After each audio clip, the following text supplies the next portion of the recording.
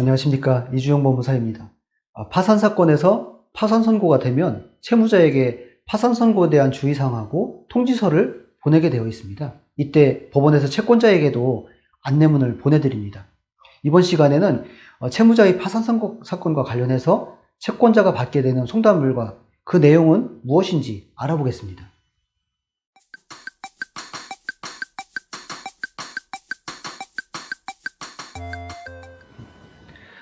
파산 선고란 무엇일까요? 쉽게 설명하면 채무자가 모든 채무를 변제할 수 없게 되는 경우에 채무자의 재산을 채권자에게 공평하게 변제할 것을 목적으로 하는 제도가 파산입니다.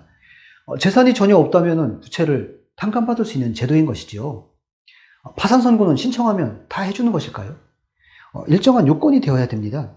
이 부분은 다른 글에서도 제가 자세히 설명해 놓았는데 이를 참고하시면 되겠습니다. 채무자가 돈을 변제하지 못하게 된 때에 채무자가 법원에 파산 신청을 하고 법원이 심사를 해서 채무자에게 파산 원인이 있다라고 인정이 되면 파산 선고 결정을 하게 됩니다. 파산 선고를 하면 채무자에게 주의사항을 보내주게 되죠. 그 내용은 파산 절차 종료 시까지 채무자가 가지는 재산에 대해서 권리를 상실하고 그 권리가 관제인에게로 전속한다는 내용이 있고요. 또 법률에 의해서 복권이 될 때까지 일정한 권리가 제한된다는 내용이 포함되어 있습니다. 오늘 중점적으로 알아볼 내용인데요. 파산 선고가 되면 채권자에게도 안내문을 보내주게 되죠. 법원에서 채권자에게 보내는 안내문에는 어떤 내용이 포함되어 있을까요? 채권자는 전화를 해서 이런 하소연들을 많이 합니다. 이 제도가 전적으로 채권자에게 너무 불리한 제도 아닌가요? 이의 신청을 할 수 있나요? 어떤 방법이 없을까요? 이렇게 문의하시는 경우가 되게 많은데요. 법원에서는 채권자에게도 이렇게 안내문을 보내주니까 이 안내문을 상세히 보시고 대응하시면 좋을 것 같습니다. 그 내용을 좀 구체적으로 알아보겠습니다. 채권자에게도 파산 선고 결정 통지서를 송달하게 됩니다. 법원에서 채권자에게 보내는 통지서에는 파산 선고와 채권 신고 기간, 채무자의 면책에 대한 이의 신청 기간, 채권자 집행 기일, 또 면책 이의에 대한 의견 청취나 유의 사항들을 안내해 주고 있습니다.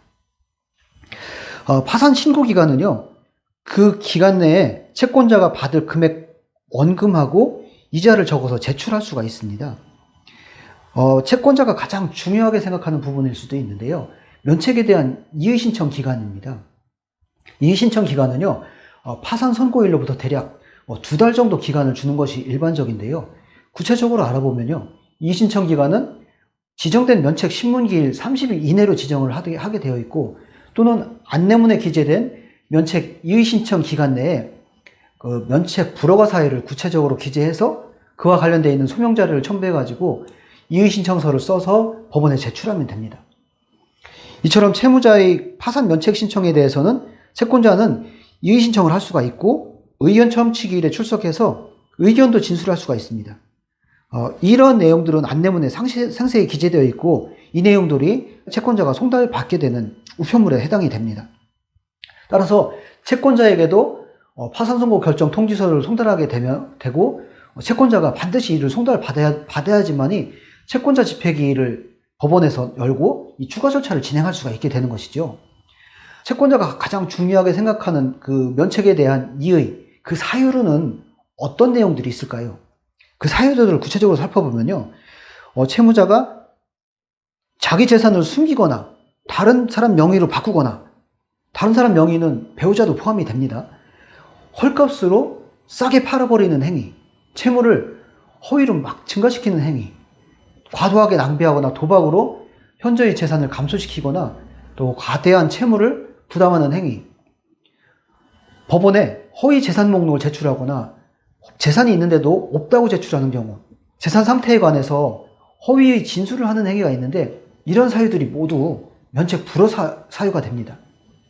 채권자는 위와 같은 사유를 알게 된다면 이의 신청서를 통해서 채무자의 파산 면책 신청을 불허가 해달라고 주장하면 됩니다.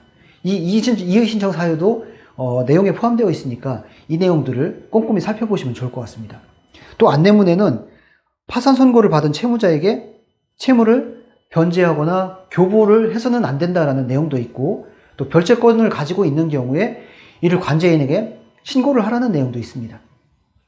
파산 선고가 나면 채무자 재산은 관제인이 그 관리 처분권이 있고 이후 관제인이 이를 환가 분배한다는 내용이 있으면서 또 면책이 확정이 되면 채권자는 강제 집행이나 가압류를 할 수 없다는 내용들이 안내문에 다 포함되어 있습니다. 채무자에게 면책 허가가 되면 채권자가 가지고 있는 빚은 갚지 않아도 됩니다. 이 내용도 안내문에 명시되어 있는데요. 채권자는 채무자의 파산 면책 신청에 관해서 이의 사유가 있다면 신청서를 제출할 수 있는데 그 이의 사유를 어떻게 작성하느냐가 관건입니다.